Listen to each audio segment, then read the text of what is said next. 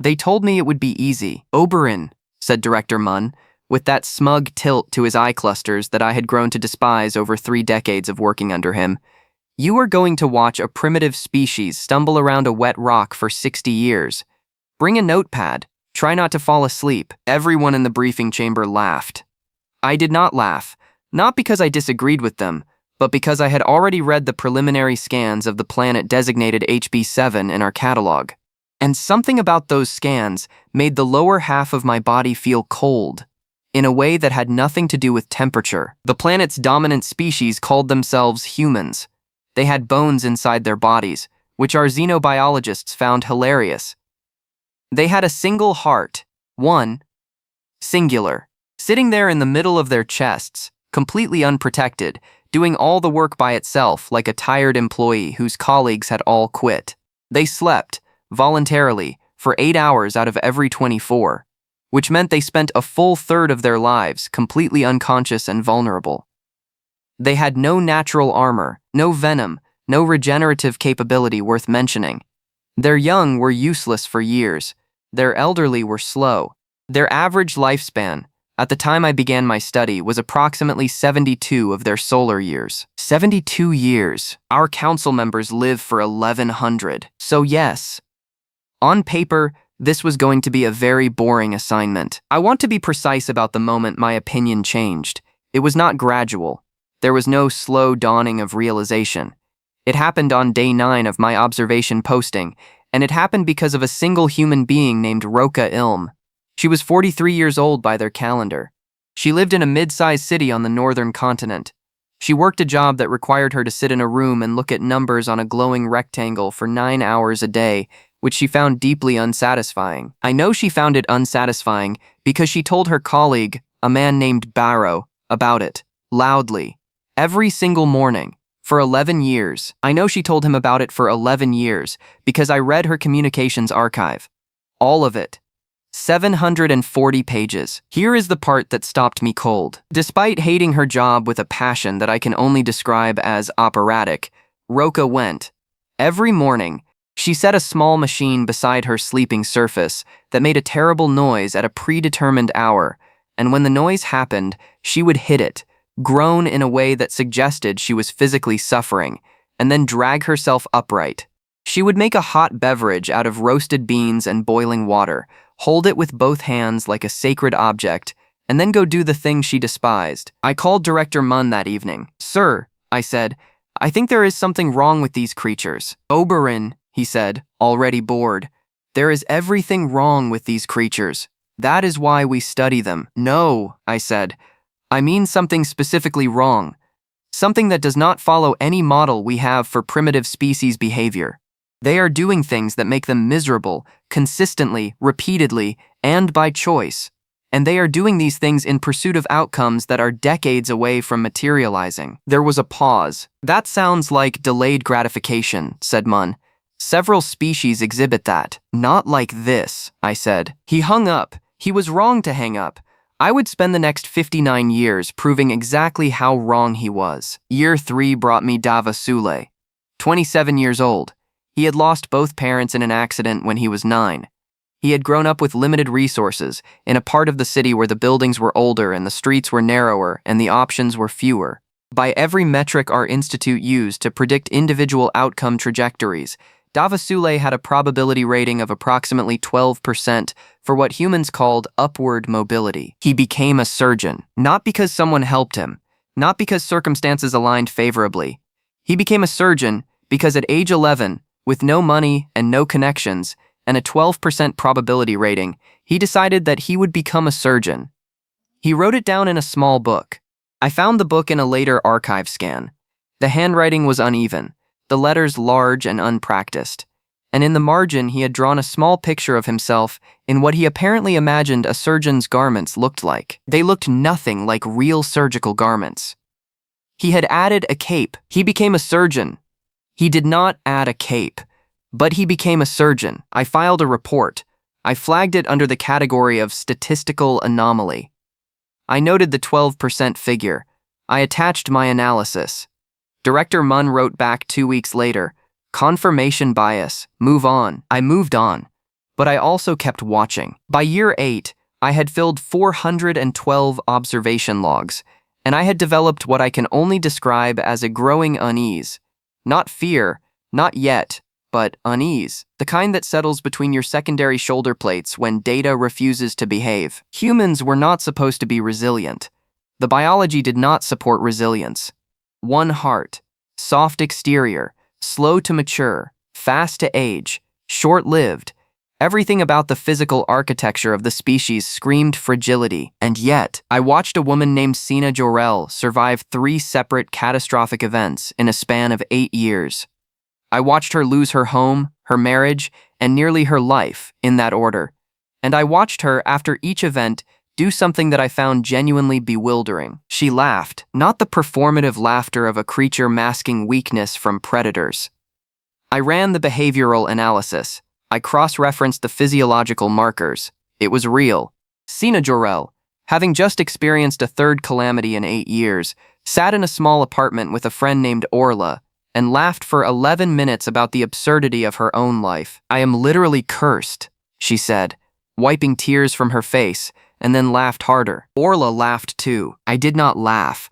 I was too busy revising my entire theoretical framework for what resilience means in a biological context. Year 14.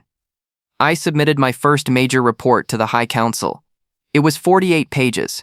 The title was Preliminary Evidence for Anomalous Adaptive Capacity in HB7 Dominant Species. The Council's response arrived in 6 days. It was 4 sentences long. "Thank you for your report, Observer Vask. Your data is noted. Please continue standard observation protocol. Reminder that anthropomorphism is a common error among long-term field observers." Anthropomorphism. They thought I was getting attached.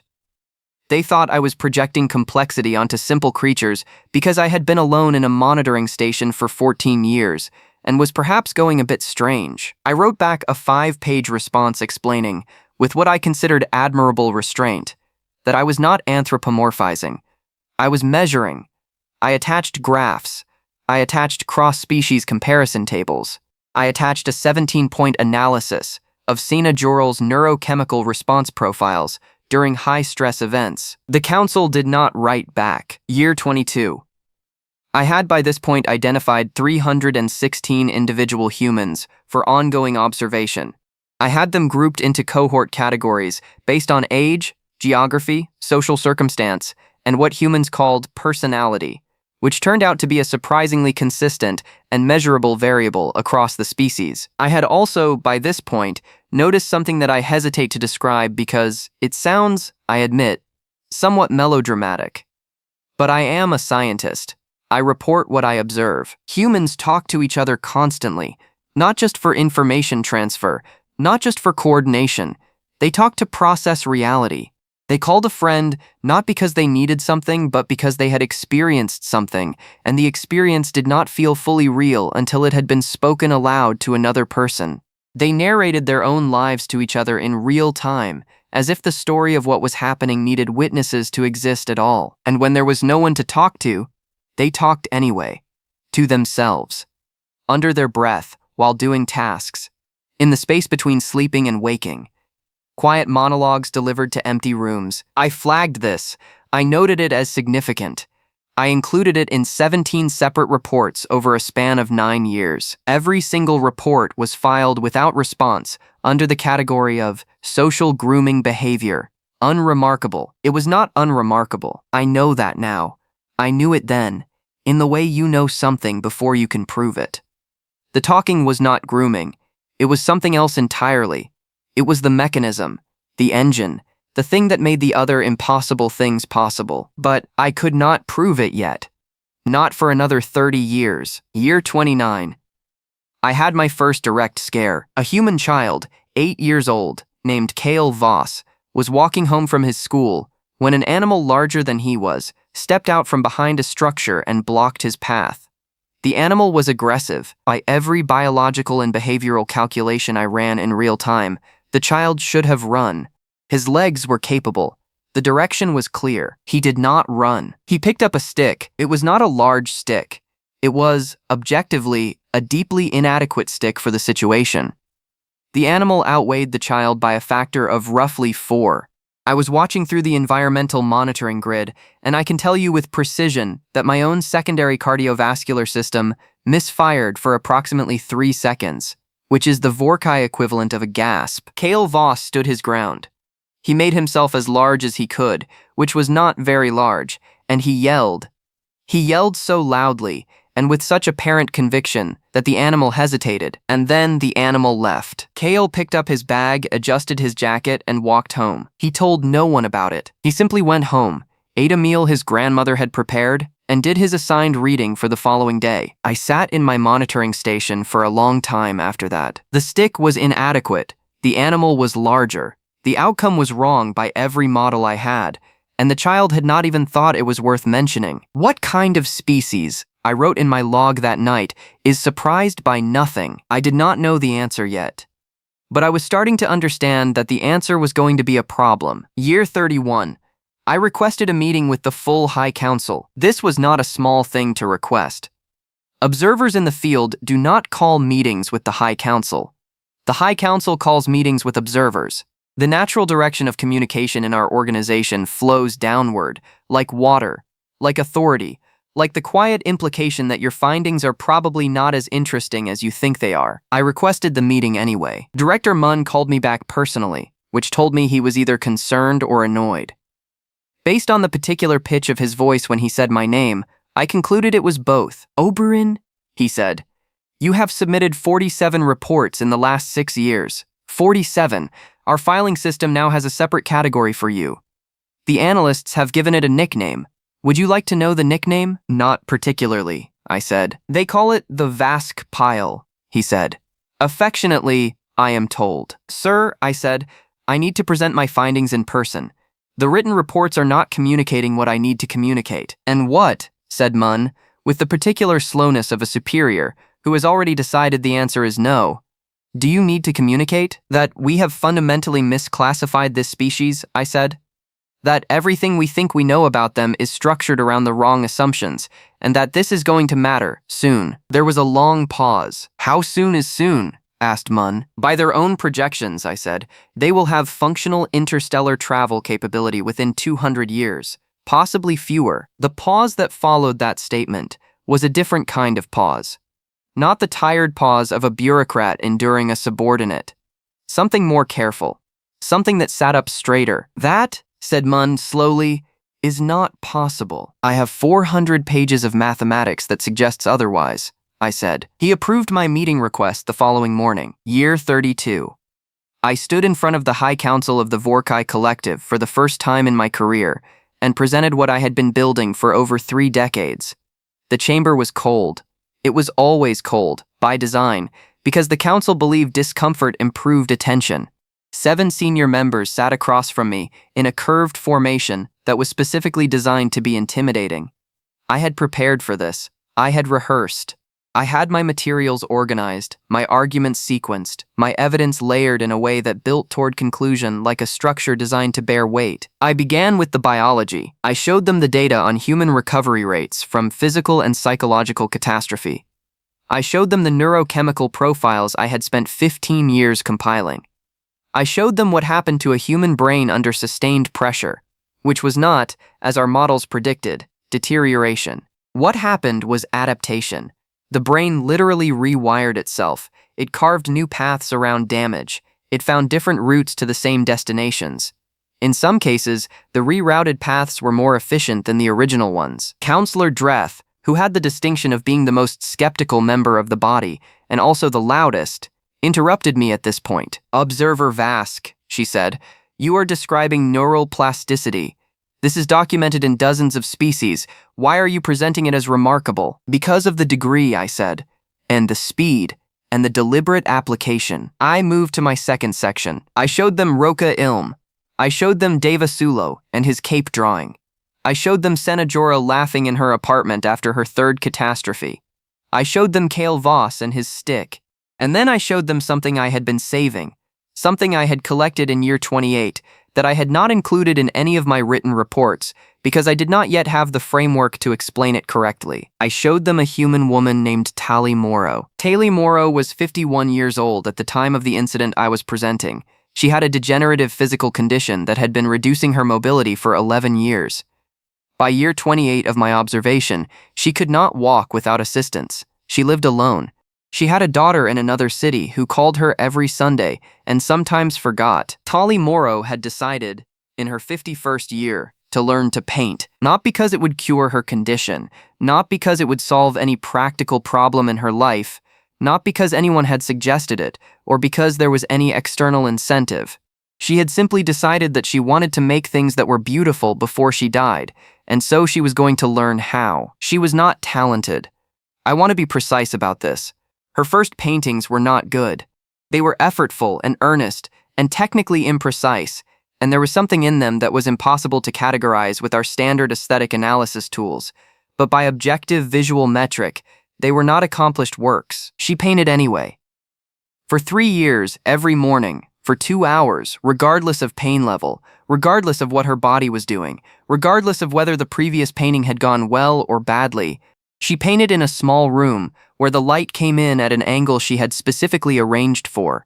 Because she had read about light, and then read more about light, and then bought 3 books about light and read those too. In year 31, her daughter visited and saw the paintings. She went quiet in a way that her mother noticed. Tali asked her what she thought. Her daughter said, "Mom, these are actually really good." They were. They had become genuinely good.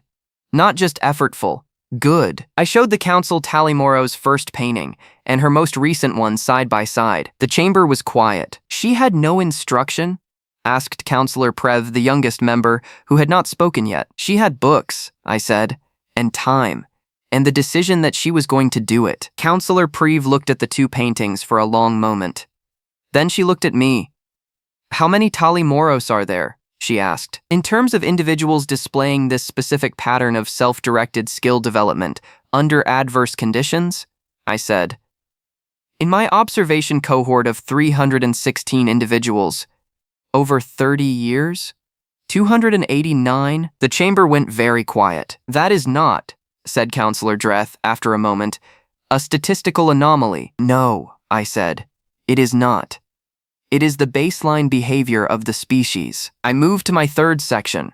This was the part I had been both building toward and, I will admit, slightly dreading, because the 3rd section was where my findings stopped being merely surprising and started being the kind of thing that changes the way you sleep at night. I presented my analysis of human cooperation under extreme conditions. I had spent years watching humans fail to cooperate. I want to be fair about this.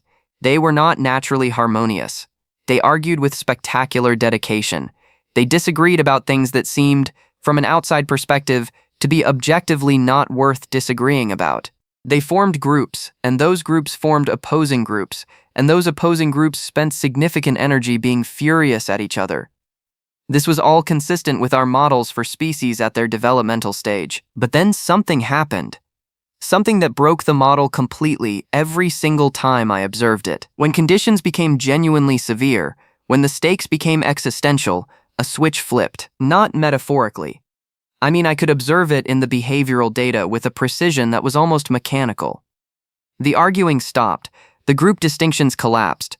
Individuals who had been in active social opposition to each other for years began acting in seamless coordination. Resources were shared without negotiation. Tasks were divided without instruction.